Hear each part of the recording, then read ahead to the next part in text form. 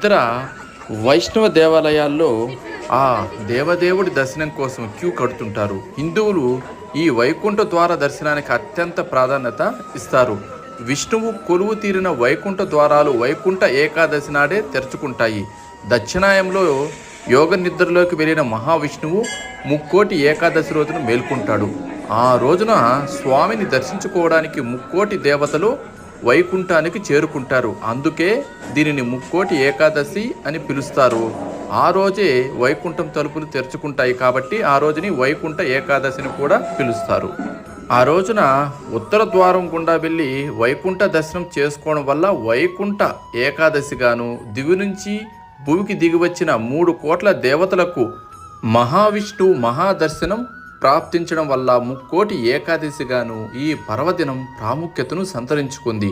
ఈ ఒక్క ఏకాదశి 3 కోట్ల ఏకాదశులతో